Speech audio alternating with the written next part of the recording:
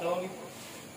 تو میں نے کہا میں کل رہوں گا نہیں، لہٰذا آج فاتحہ کر لو، آج فاتحہ کر لو. ایک دن پہلے میرے اس ٹائم بچوں والا مزاج تھا، تو میں نے کہا کوئی مسئلہ نہیں، فاتحہ تو نہیں، ایک دن پہلے کر لو، کیا دقت ہے، بعد میں تو کر لیتے ہیں نا، بعد میں کر لو. تو میں نے جو ہے وہ ایک دن پہلے فاتحہ کرا. رات کو خواب میں دیکھتا ہوں کہ فرما رہے ہیں کہ اچھا ایک دن پہلے ہی مار دو ہمیں ایک دن پہلے ہی ہمارے جو ہے تم نے فاتحہ کر دی، وقت پہ کیوں نہیں کی. میں گھر والا تو اٹھا، میں نے یہ کیسا خواب تھا. پھر میں نے اس دن اس وقت پر بھی فاتحہ کر دیا. بعد میں پڑھ سکتے ہیں اصالہ ثواب پوری زندگی کریں، لیکن حقیقت میں جو اس دن کی فاتحہ ہوتی ہے وہ اسی وقت پر یا اس کے بعد میں پڑھ سکتے ہیں.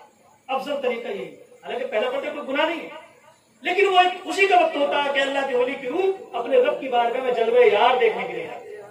اس دن وصال حقیقت ہوتا ہے، وصل حقیقت ہوتا ہے، یہ فنا فی اللہ کی منزل تک پہنچتا ہے. تو اس وقت اس کے درجات ولایت اس قدر بلند ہوتے ہیں کہ اس وقت میں جو مانگا جائے اللہ سے وہ اپنے محبوب کے آنے کی برکت سے عطا فرماتا ہے، اس وسیلے سے عطا فرماتا ہے.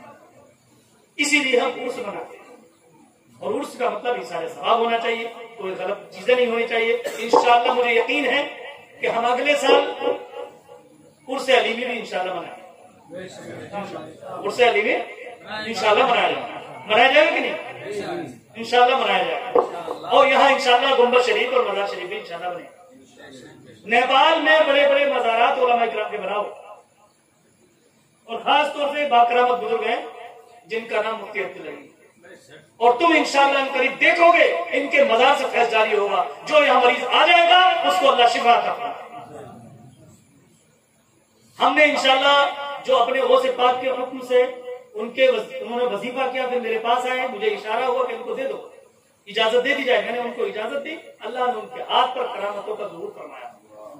بے شمار مریضوں کو ان کے ذات سے شفا ملی، بے شمار گناہگاروں کو گناہوں سے توبہ کرنے کا موقع ملا، بے شمار مریضوں کو، بے شمار بیماروں کو گناہوں کی بیماریوں سے چھوٹنے کا، چھٹکارے کا موقع ملا، بے شمار بدینوں کو دین کی طرف آنے کا موقع ملا. جنہیں کتنے غیر مسلم ایسے تھے جو ان کے پاس آ کر روز اللہ پڑھتے. پوکھرا میں جا کے دیکھو جو ان کے ساتھ رہتے تھے وہ لوگ جانتے ہیں، آپ جانتے یہ ان کے ساتھ رہتے تھے، جانتے. بے شمار لوگ، کتنے لوگ غیر مسلم، میں جاتا تھا وہ لوگ مجھ سے ملتے تھے، کہتے تھے فلاں بھائی ہیں، فلاں بھائی ہیں، فلاں بھائی. کئی غیر مسلم ایسے تھے جو ان کو پیر سے بھی زیادہ مانتے، باپ کی طرح مانتے. وہ وجہ کیا تھی؟ بڑے مخلص شخص کا نام عبدالعلیم، مفتی عبدالعلیم ہے. انتہائی مخلص، انتہائی مخلص، ایسے مخلص کہ اگر کھانے کا وقت ہے اور کوئی آ گیا تو اپنے ہاتھ کی روٹی اٹھا کر دے. ان میں کیوں شک؟ کوئی بھیک مانگ، کوئی ان کے دروازے پر آ گیا، گھر میں جیب میں پیسے گھر کے خرچے کو نہیں ہے لیکن آگے تو اپنے نکال کے. کچھ سال پہلے مجھ سے کہنے لگے حضور اللہ نے ہر نعمت سے نوازا ہے لیکن ایک ابھی دل میں جو ہے نعمت کی خواہش ہے، کیا چاہیے؟ اللہ تعالیٰ کے یہاں کیا کرنا؟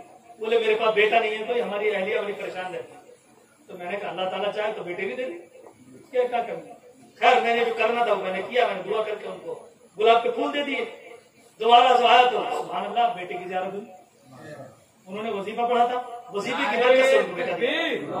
نعرہ رسالت، حضور ظہیر الاولیاء، فیضان علیمی، علماء اہل سنت، نعرہ تکبیر. یہ جو بیٹا ہے ہمارے پاس ابھی مفتی عبدالعلیم صاحب کا، یہ بیٹا اللہ کے ولی کی عطا ہے، غوث پاک کی عطا ہے، یہ غوث پاک کی عطا ہے.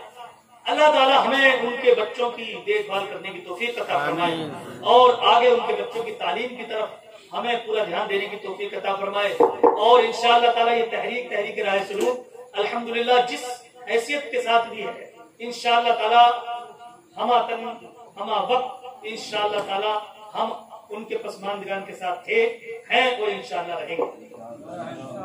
ان کے بچے ہمارے بچے ہیں اور انشاءاللہ تعالیٰ ان کے بچوں کو کبھی بھی کسی قسم کی بھی ہمارے لائق کوئی خدمت کی ضرورت پیش آئے گی تو انشاءاللہ تعالیٰ مشانہ بشانہ کھڑے ہیں. انشاءاللہ تعالیٰ ہم نے نیت کی ہے کہ ان کے بچے جو بچیاں جو پڑھنا چاہیں، ہمارے مدارس چلتے ہیں، جہاں چاہیں وہ وہاں پڑھیں. انشاءاللہ تعالیٰ ہم خود کفالت کریں گے. ایک بچی پڑھنا چاہے، دو بچی پڑھنا چاہے ہمارے مدرسے، تین بچی پڑھنا چاہے، ساری بچی پڑھنا چاہیں، ظہیر قادری کا ایک بڑا دروازہ ہے باب السرور ہمارے ادارے کا، وہ اس میں سے کبھی بھی داخل ہو جائے اور انشاءاللہ وہاں سے جب نکلے جب وہ اپنے گھر کو جا رہی ہے اور انشاءاللہ ان کے گھر کی ودائیگی بھی ظہیر قادری اپنے دروازے سے کرائے. اگر کسی کو کوئی دقت ہو تو ان کے بچوں کو ہم دیں، کیونکہ مفتی عبدالعلیم صاحب کے بچے ان کے نہیں، ہمارے بھی بچے، اور ہر سال